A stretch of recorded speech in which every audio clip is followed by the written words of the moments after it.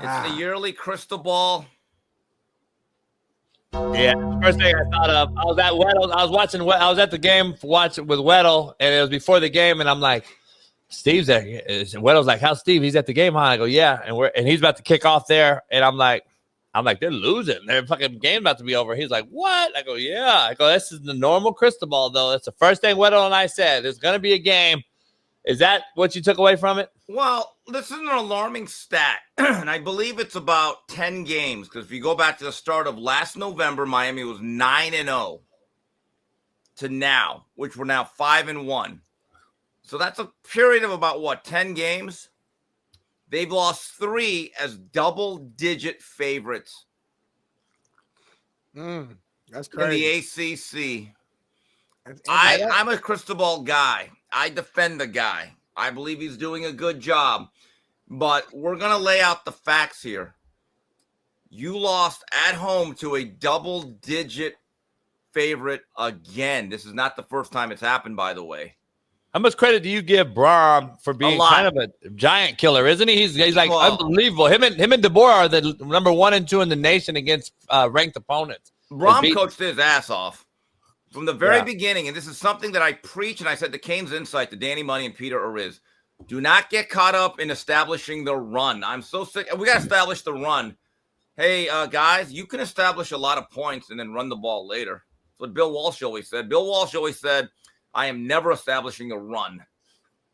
What I'm going to do is score a lot of points early, then I'll run the ball late, and I'm going to rush the passer when I make you one-dimensional by the end of the third quarter.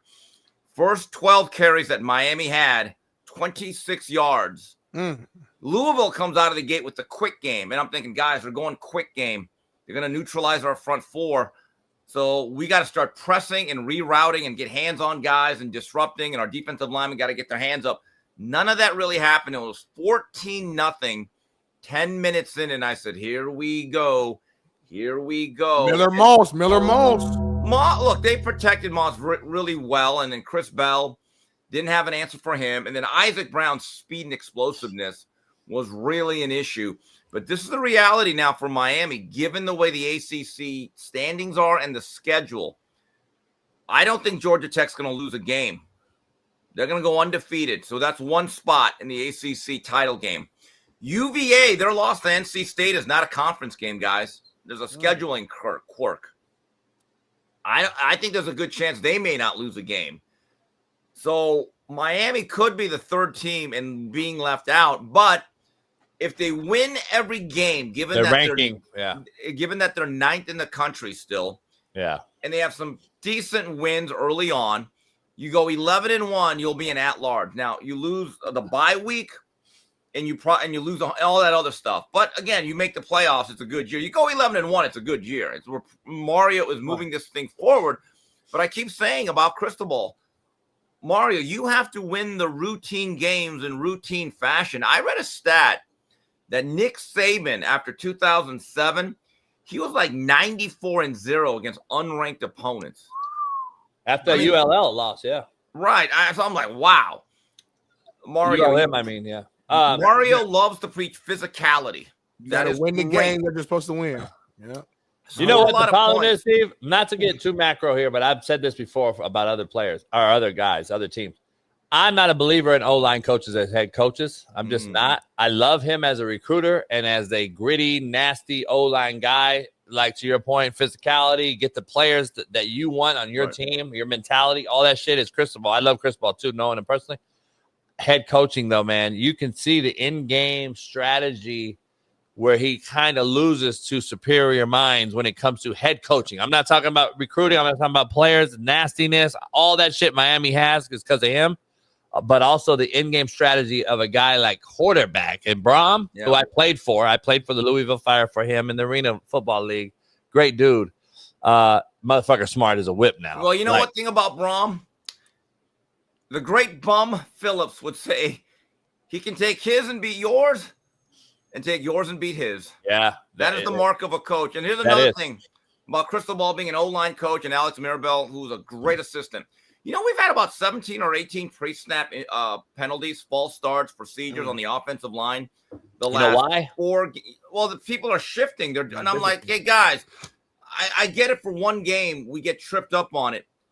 6 games in, if a little bit of movement up front disrupts you that bad, you may not be the guy we need out there. I hate to say that, but 17 is too many for one season.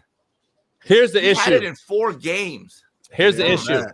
When you're the O-line coach, again, you're hands-on with the O-line as Mario is. You're teaching kind of what you see with the Eagles and tush push.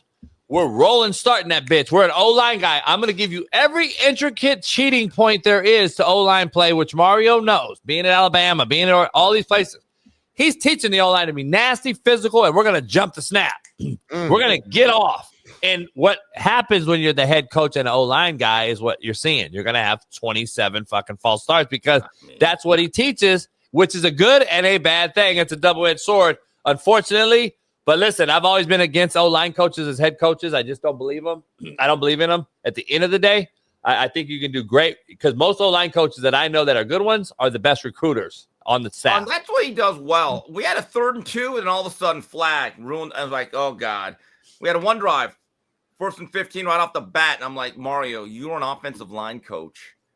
Fix this. I'm not asking you to be Bill Walsh. I'm asking you to bring me a fundamentally sound team coming off a bye. I like Brom. If Brom was not a Louisville alum, the University of Kim, if I needed a football coach, he would always be there. There's a theory that every athletic director has a sheet of paper that if something happens to their head coach, that they have something in their drawer, they open it up and say, all right, who's my emergency list that I need to make a run at? He'd always be on my list. It's the fan favorite. It's the fan favorite list when you're fucking your wife.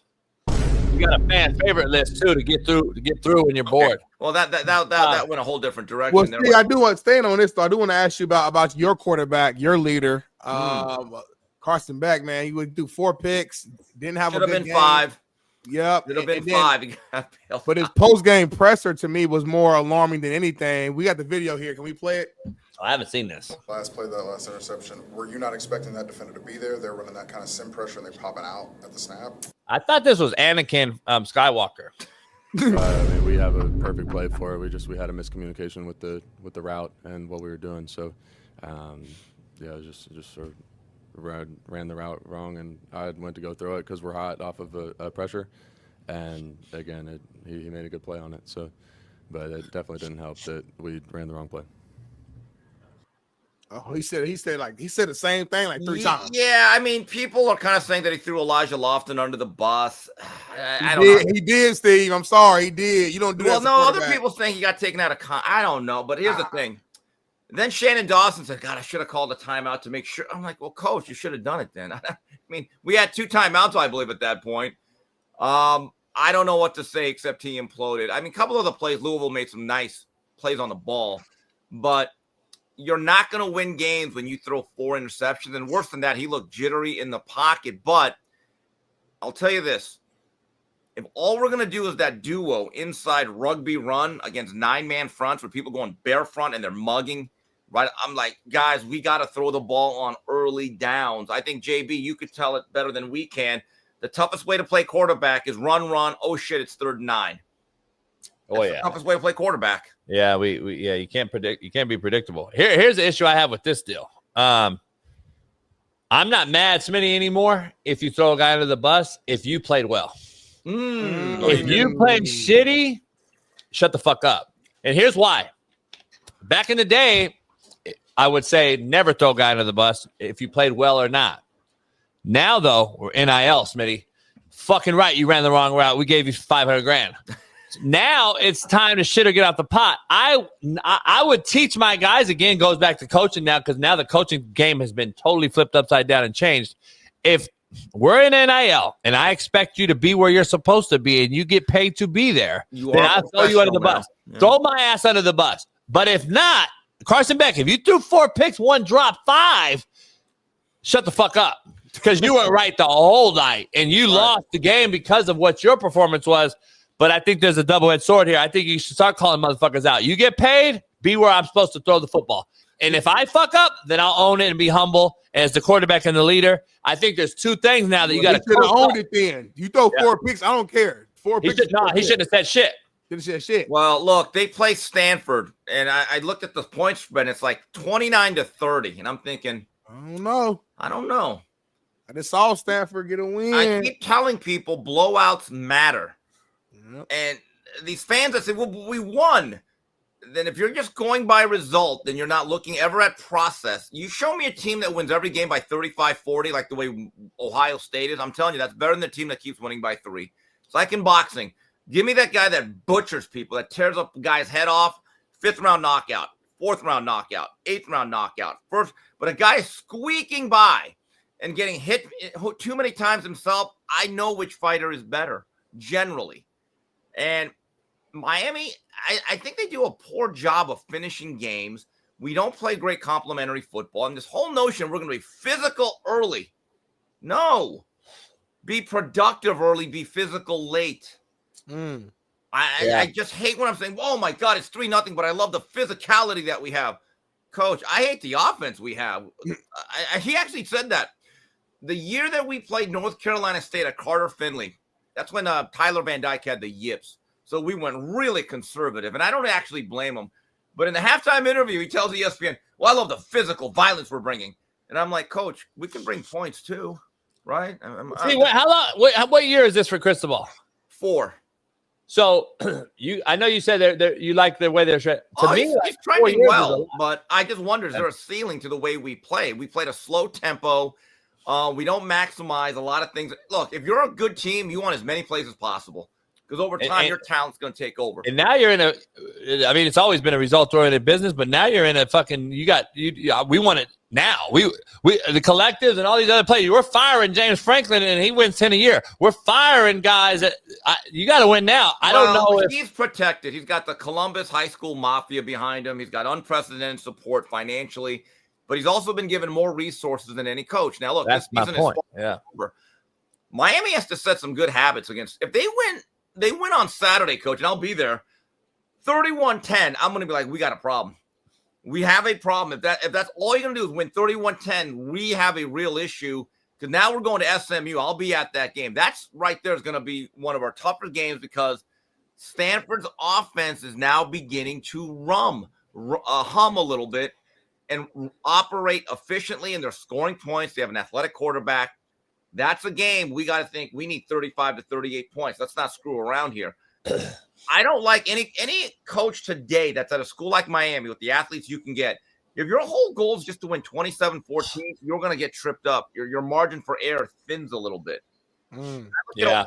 State. I'm watching this game at Duffy's. I'm at Duffy's Tavern. What a place. That's a place where everyone knows your name. It's the Cheers of Miami. And I'm with Peter Ariz. I'm watching the game. Shout out to Peter. He's doing his own show right now. And I'm watching Ohio State, how machine-like they are. It is just... And they got a new quarterback, too. Well, by the way, Julian, you know what I'm saying? They're opening up the offense for him vertically now. They are now taking shots. They're bringing more liberal on open downs. And I'm thinking to myself, that team might actually be, believe it or not, better than last year's. You know the crazy thing, Steve? Like, nobody's really talking about Ohio State. Like, in terms of... Like, even on our show, we haven't talked about them that much. A lot of the mainstream media, because it's like they're so good and they're just dominating. Well, they haven't really played Texas turns out it's not that great of a win, but they haven't had any high-profile games as of yet post-Texas. That's fair. Yeah. But Julian Sayin is not the athlete of Will Howard. You don't want to do a lot of that +1. You want to protect him. But his ability to slice and dice and to throw the ball and to really maximize a guy like Carnell Tate and certainly Jeremiah Smith, his best football is right in front of him. He has the best 2 wideouts in America. There's no doubt about it. I watched them. They're the best 2. Phenomenal, yeah. Carnell Tate would be the #1 receiver on 125 other teams across the country. Yeah. By the way, guys, so I'm at this other place, the Bright Side, later that night. Arch Manning was bad. Smitty just, Smith. Hey, Steve, like, he be partying on it. Clubbing. No, Brightside. He was at. Well, Duffy's is an old school bar. Brightside is a sports bar. Luke's, motherfucker, you the man of Miami, boy. You throwing money. Arch Manning is bad. Texas got outplayed by Kentucky, and Mark Stoops.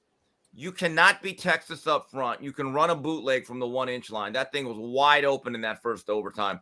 But Arch Manning, all the progress he might have made against Oklahoma, coach, he went 10 steps backwards against Kentucky. I didn't see no progress versus Oklahoma. See, that's the difference. I'm just telling you, the guy is bad. I don't understand why we keep having this conversation, because he's horrible. And 167 yards of total offense. I ain't never seen Sark muster that low of an offensive output. And it wasn't his fault, coach. I'm just telling you. That's what I'm saying. If the quarterback can't fucking manipulate or execute what's called, then we all look shitty as coaches. I used to walk in there and, hey, look at this, dog. That motherfucker's wide open, but it's my fault, right? How about this, dog? He's wide fucking open, but it's my fault, right? I didn't call the right play, right? To the media. Bullshit. You didn't fucking throw it. And that's why I used to say on Netflix, I can fucking make the throw. I'm just telling you, make the throw.